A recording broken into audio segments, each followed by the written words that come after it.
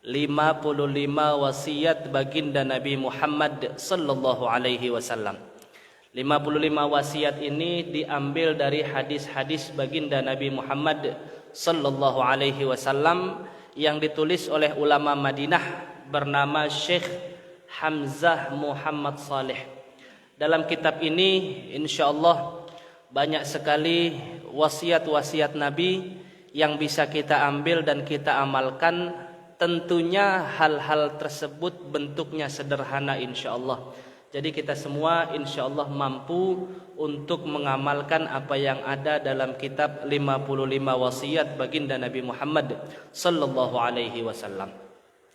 Bapak Ibu yang dirahmati oleh Allah Subhanahu wa taala, untuk hadis yang pertama dari kitab 55 wasiat baginda Nabi Muhammad sallallahu alaihi wasallam. Wasiat ini judulnya tentang keutamaan kalimat la ilaha illallah. Di hadis ini juga akan dijabarkan tentang bahwasanya orang yang membaca kalimat la ilaha illallah maka sudah dijamin oleh Allah akan masuk surga. Luar biasa Pak, kita ini lahir dari keluarga yang muslim. Saya punya guru di Mesir itu namanya Dr. Mustafa Abu Imarah. Beliau pernah bertanya kepada kita mahasiswa yang hadir kajian hadis beliau, ditanya begini, kalau seandainya kalian semua hidup di zaman Rasulullah sallallahu alaihi wasallam, mungkin enggak kalian semua mampu untuk mengucapkan kalimat la ilaha illallah? Awalnya saya merasa wah mampu kita. Bahkan kita akan ikut perang bareng Rasulullah sallallahu alaihi wasallam, tapi belum tentu. Karena godaan lingkungan, harta, benda dan kasta pada zaman Rasulullah sallallahu alaihi wasallam itu godaannya luar biasa. Bisa jadi kalau seandainya kita hidup di zaman Rasul, bisa jadi kita ikut sama Abu Jahal, Abu Lahab, abu-abu yang lain Pak, yang memerangi Rasulullah sallallahu alaihi wasallam. Karena sekeliling Rasulullah itu kebanyakan di antara mereka dulu budak-budak. Sedangkan di Arab Saudi zaman dulu paling malas, paling enggan untuk duduk satu tempat dengan para budak. Kalaulah kita dulu lahir zaman Rasulullah, bisa jadi belum tentu kita mampu untuk mengucapkan kalimat la ilaha illallah. Dan alhamdulillah Allah izinkan kita lahir orang tua muslim, ibu bapak muslim, dengan sendirinya kita jadi Islam, dan dengan sendirinya mudah bagi kita baca kalimat la ilaha illallah. Di dalam hadis itu ada istilah namanya hadisul bitaqah. Apa itu hadisul bitaqah? Hadisul bitaqah adalah kartu sakti kita Pak. Kalau di Indonesia kartu sakti itu kan KJP, apalagi Pak? KTA, pokoknya kartu-kartu sakti lah yang ada di Indonesia. Nah kita umat Islam punya juga kartu sakti. Kartu sakti ini jadi password buat hamba-hamba bisa masuk ke dalam surga. Gimana cara kita dapat kartu sakti ini? Mudah saja. Baca saja asyhadu an la ilaha illallah wa asyhadu anna muhammadar rasulullah, otomatis kita punya kartu sakti. Kalau ditanya yakin gak masuk surga Pak? Yakin, harus yakin. Dicuci dulu apa enggak? Yakin aja, kita insya Allah masuk surga tanpa dicuci. Kenapa? Karena hadis yang pertama ini jadi jaminan buat kita, insya Allah kalau kita mengucap la ilaha illallah, mau dalam keadaan yakin, ruhnya hidup jasadnya hidup dalam baca la ilaha illallah, atau ruhnya mati jasadnya saja yang baca la ilaha illallah, tetap halat lahu syafa'ah. Tetap orang itu akan berhak dapat syafaat dari Rasulullah sallallahu alaihi wasallam. Baik Bapak Ibu yang dirahmati oleh Allah Subhanahu wa taala, akan kita baca hadisnya.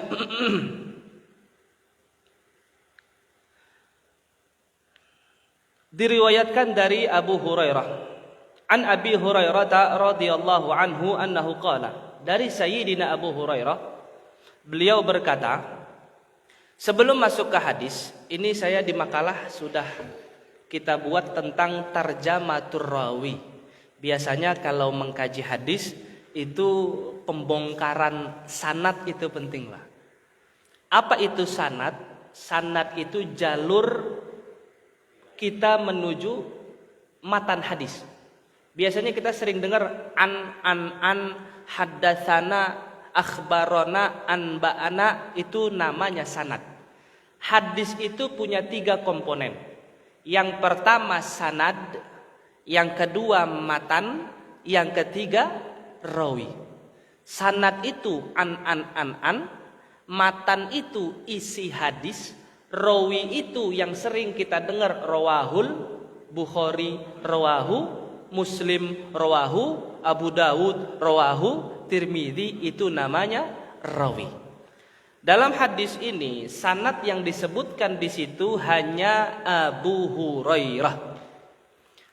Apakah Abu Hurairah ini nama orang atau gelar? Kalau tidak kita bongkar dari tarjamatur ruwat, biografi seorang perawi, maka kita tidak tahu bahwa Abu Hurairah ini dulunya zaman jahiliyah namanya Abdus Syams.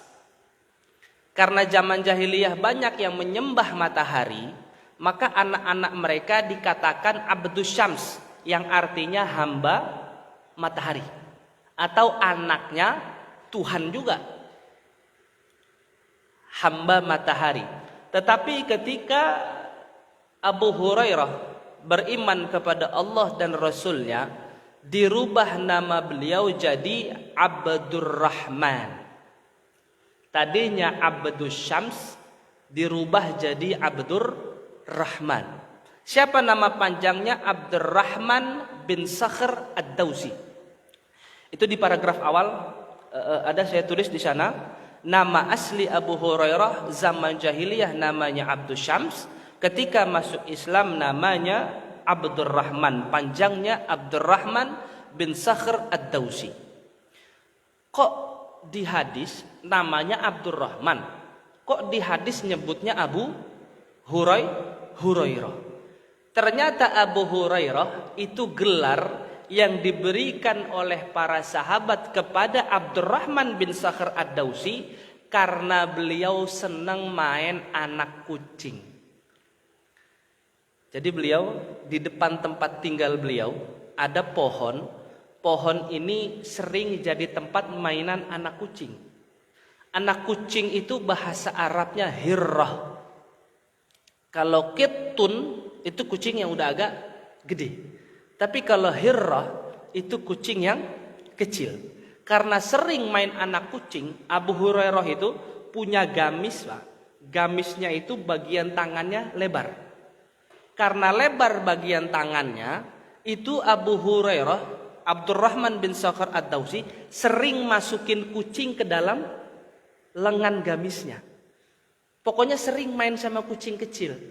Karena para sahabat melihat Abu Hurairah sering main sama kucing kecil, maka beliau dipanggil dengan sebutan Abu Hurairah. Apa arti Abu Hurairah? Bapaknya kucing-kucing kecil. Bapak Ibu yang dirahmati oleh Allah Subhanahu wa taala,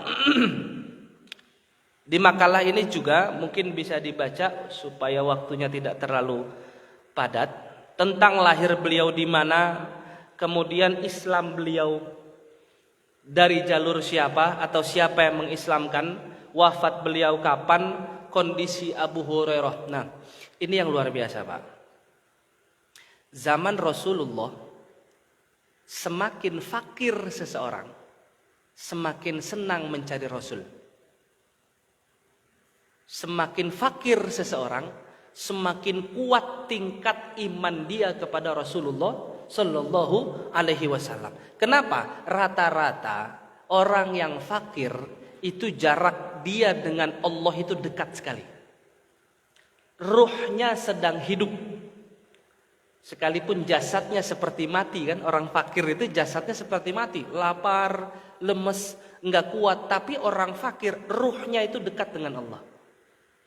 Maka kebanyakan kondisi orang fakir ibadahnya mantap, orang kaya ibadahnya kalau petasan itu apa Pak? Semblep. Orang fakir ibadahnya mantap, orang kaya ibadahnya semblep. Tapi ya semoga kita di antara orang kaya yang ibadahnya mantap. Bahkan luar biasanya di zaman Rasulullah SAW itu ada namanya Ahlus Suffah. Ahlus Suffah itu adalah sahabat Rasulullah SAW yang tinggal di Masjid Nabawi dan mereka semuanya miskin. Makannya beliau-beliau ini nunggu uluran tangan dari orang. Kalau kita kan alhamdulillah sekarang makan aman. Beras di rumah ada, air ada, listrik ada, tabungan insya Allah juga ada. Kalau ahlu suffah untuk makan hari itu dan besok dan seterusnya mereka nggak tahu. Karena saking sering kelaparannya, Abu Hurairah ini, Sayyidina Abdurrahman bin Sakhr ad-Dawsi, sering pura-pura nanya. Di adat Arab dulu, kalau mau nanya sesuatu kepada orang, umpama saya nanya ke si A, Ustadz, apa hukumnya bla bla bla bla. Ustadz A ini tidak menjawab langsung pertanyaan saya, tapi saya dibawa ke rumah si Ustadz A, saya diajak makan dulu, Pak. Saya nemuin ini di Padang, di kampung Bukit Tinggi itu. Ketika ngobrol, belum juga selesai obrolan dan pertanyaan, saya sudah dibawa untuk makan. Dan adat Arab ini, Sayyidina Abu Hurairah pengen banget dapat makan gratisan karena saat itu lagi lapar. Akhirnya beliau keluar ke jalan utama yang sering dilewatin oleh sahabat Rasulullah Shallallahu Alaihi Wasallam yang notabene banyak di antara mereka yang kaya-kaya juga. Kenapa Abu Hurairah keluar? Tujuannya pura-pura nanya. Padahal Abu Hurairah banyak hafal hadis, banyak tahu tentang Islam. Beliau berharap kalau ada lewat sahabat yang mampu, lewat sana dia bisa pura-pura nanya. Padahal beliau sudah tahu tujuan pura-pura nanya apa, supaya bisa makan. Tapi luar biasanya Pak, ternyata sahabat yang lewat, sahabat itu juga dalam keadaan lapar. Masya Allah. Kadang kalau baca sejarah Rasulullah dan para sahabat, beliau-beliau ini lebih sering kelaparannya daripada kekenyangannya, lebih sering kekurangannya daripada kecukupannya. Hingga satu waktu di jalan itu lewatlah Rasulullah Sallallahu Alaihi Wasallam. Masya Allah Pak, Rasul lewat, Abu Hurairah agak girang nih, kayaknya diajak makan Rasul nih. Nggak taunya Rasul juga dalam keadaan lapar. Jadi semua sahabat yang ditanya oleh Abu Hurairah lewat Sayyidina Umar juga dalam keadaan lapar. Lewat Rasulullah, ternyata Rasulullah Shallallahu Alaihi Wasallam juga dalam keadaan lapar. Di Indonesia, ulama-ulama terdahulu juga banyak di antara mereka yang sering mengalami kelaparan. Bahkan dalam menuntut ilmu, kita ambil contoh. Ada pertama itu namanya Sayyidina Abu Zur'ah. Ketika beliau belajar menuntut ilmu, beliau itu punya pakaian agak banyak. Karena nggak punya duit buat beli makan, beliau buka satu bajunya, beliau jual. Yabi'u qat'an faqat'in malabisahu. Beliau menjual satu persatu bajunya untuk bisa makan dan untuk bisa ngaji. Dulu sampai segitunya Pak untuk ngaji. Tapi luar biasanya sekarang itu Pak, Masya Allah, ada majelis di mana ngaji gratis. Bahkan kadang dikasih makan, tapi jarang yang ngaji. Apa perlu kita balik kayak dulu Pak ya? Tapi nauzubillah, soalnya tanda kiamat itu Pak, ulama dicabut oleh Allah dan majelis ilmu itu nggak ada, susah nyarinya. Bahkan kalau seandainya sudah masuk menjelang kiamat, kita ini yang kita cari bukan uang, tapi apa? Majelis yang di sana ada ulama yang jelaskan tentang Islam. Lebih repot lagi ketika Al-Quran, umpamanya Quran. Al-Quran itu bukunya ada, kertasnya ada, tapi tulisannya nggak ada Pak. Sekarang kan kita sepele sekali sama Quran. Di rak itu kadang malah rayap yang nikmatin Quran, debu yang nikmatin Quran. Nggak sadar aja kita. Nauzubillah, kalau ternyata kiamat tahun ini bagaimana? Nauzubillah, kalau seandainya kiamat tahun ini ulama diangkat-angkatin oleh Allah, yang hafiz Quran nggak ada lagi, Al-Quran tulisannya hilang, kemana kita mau lari? Nauzubillah. Ada lagi Imam Ahmad bin Hanbal, imam mazhab yang keempat. Beliau ketika menuntut ilmu Pak, ketika ngaji, pernah dalam hidupnya enggak makan selama 3 hari. Dalam hitungan dokter, orang akan meninggal ketika enggak makan selama 5-7 hari. Orang enggak akan meninggal kalau enggak minum. Orang ini enggak minum, maka dia enggak akan meninggal selama 5 hari sampai 7 hari. Imam Ahmad bin Hanbal kelaparan sampai 3 hari dalam menuntut ilmu. Harapan kita dimanapun ada majelis, terutama majelis masjid ini, kalau bisa yang hadir anak muda juga. Yang muda. Jangan yang bapak-bapak, ibu-ibu aja. Ajak anaknya, ajak tetangganya, ajak kolega dan sahabat untuk hadir majelis. Sebelum datang ulama hilang, Al-Quran juga hilang. Bapak Ibu yang dirahmati oleh Allah Subhanahu wa taala, kita masuk ke teks hadis.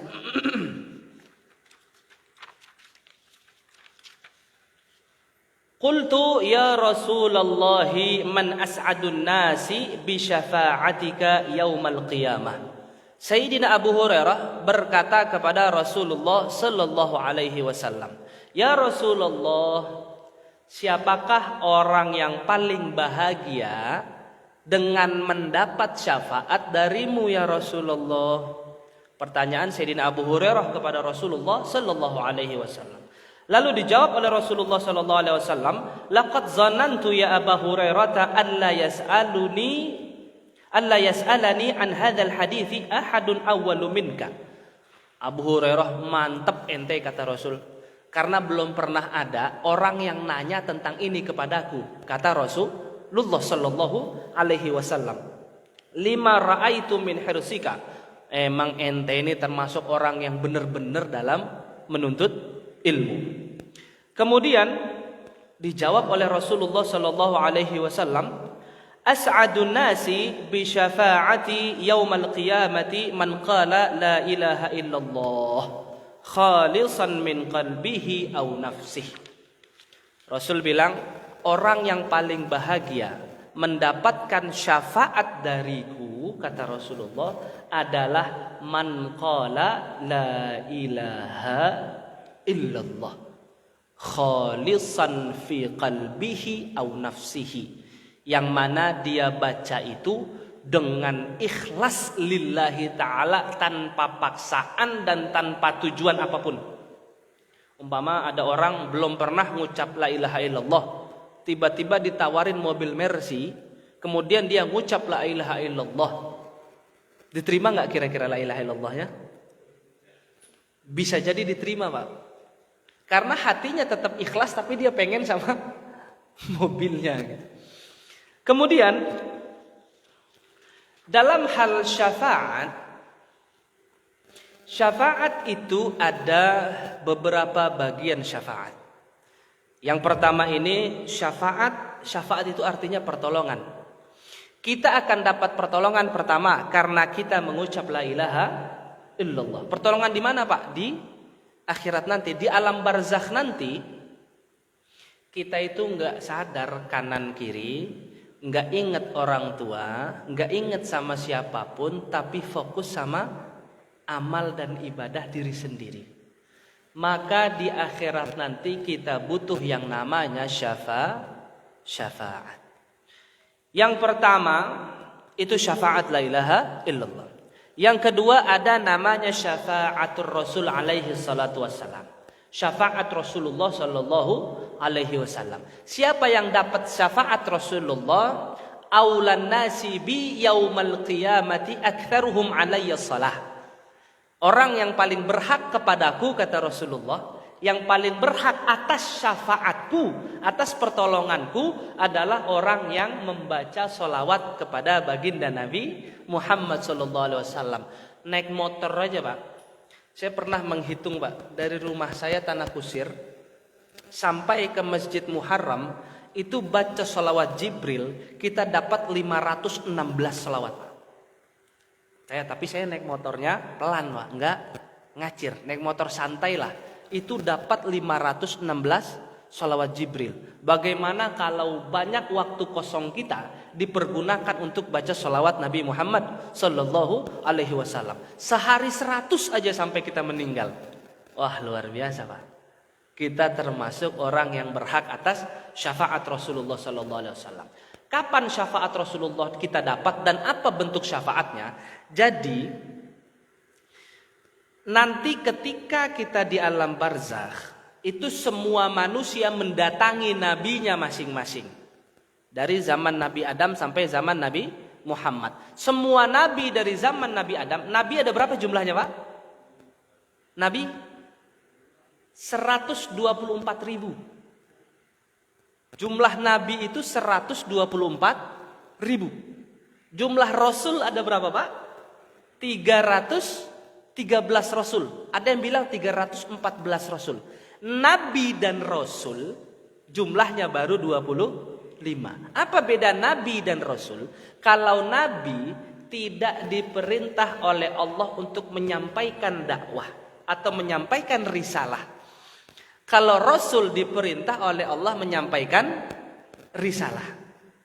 Nabi dan rasul, dua-duanya berarti. Kebanyakan para nabi 124.000 tugas beliau ada hanya melanjutkan risalah nabi sebelumnya.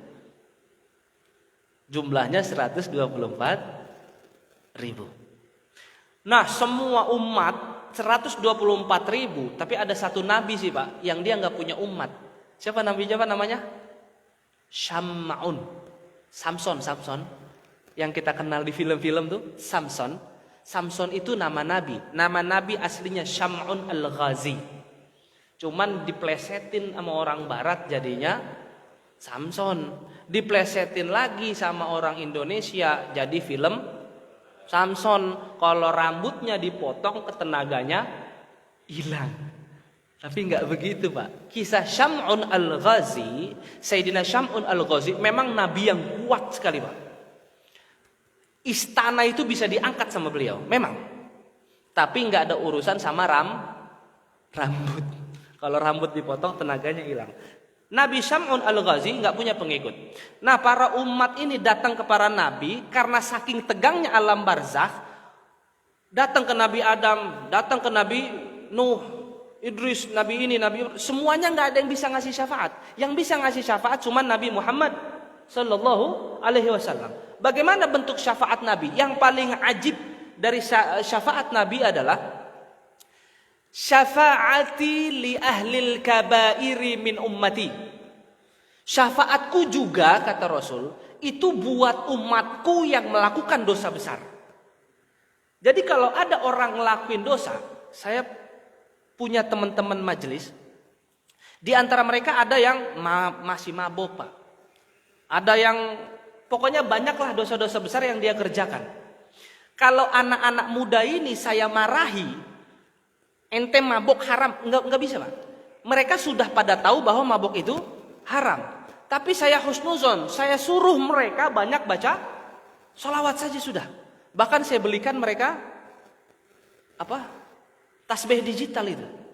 Dan alhamdulillah ketika nyetor, yang tukang mabok ini paling banyak nyetor harian Pak. Dia sadar dia banyak dosa.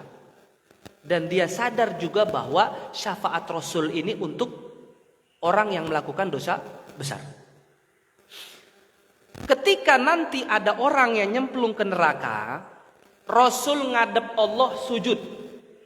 Ketika sujud menghadap Allah Subhanahu wa taala, Allah ngelihat Muhammad ngapain di sujud. Kata Allah kepada Sayyidina Muhammad, "Ya Muhammad, angkat kepalamu. Apa yang kamu mau?" Kata Rasulullah, "Ya Allah, umatku ada di dalam neraka. Aku mau angkat." Diizinin enggak sama Allah? Diizinkan sama Allah. Rasulullah ngangkat umatnya yang ada di dalam neraka. Nabi lain enggak bisa Pak. Maka kalau kita mau dapat syafaatul Rasul, hal paling gampang adalah baca salawat Nabi Muhammad sallallahu alaihi wasallam. Di antara syafaat Rasul yang lainnya adalah nanti ketika di akhirat nanti Rasul itu manggil ahli baitnya. Ahli bait Rasul itu ada 5. Sayyidina Ali, Sayyidah Fatimah, Sayyidina Hussein, Sayyidina Hasan, dan Sayyidina Salman Al-Farisi. Itu namanya Ahlul Bait. Kemudian keturunan-keturunan Sayyidina Ali sama Sayyidina Fatimah apa namanya? Dzurriyah. Rasul manggil Ahlul Baitnya, ya ahla baiti ta'al. Sini semua Ahlul Bait dipanggil sama Rasul, ada namanya habl, Pak. Saya dapat informasi ngaji itu di Mesir, ada istilahnya tali. Rasul mengikatkan tali kepada Ahlul Baitnya. Ahlul Bait memanggil Dzurriyah, habaib zaman sekarang dipanggil sini, wahai dzurriyyati ta'al, diikat juga. Nah, yang satu lagi dapat ikatan, Pak, itu adalah orang yang banyak baca salawat baginda Nabi Muhammad sallallahu alaihi wasallam. Yang paling ajib, supaya kita juga dapat ikatan, umpama kita jarang salawat atau malas baca salawat, supaya dapat habl ini, ikatan ini, khidmah sama para habaib. Sering-sering khidmah kepada dzurriyah.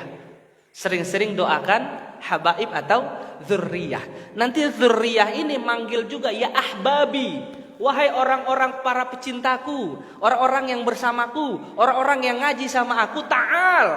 Diikat itu tali. Ketika sudah terikat semua, maka kita masuk surga rombongannya Rasul, Ahlul Bait dan juga dzurriyah. Itu luar biasa. Masya Allah. Cepat sekali Pak. Setengah jam saja. Baik, langsung saja kita ke la ilaha illallah. Sebetulnya syafaat ini banyak. Yang pertama, keutamaan la ilaha illallah.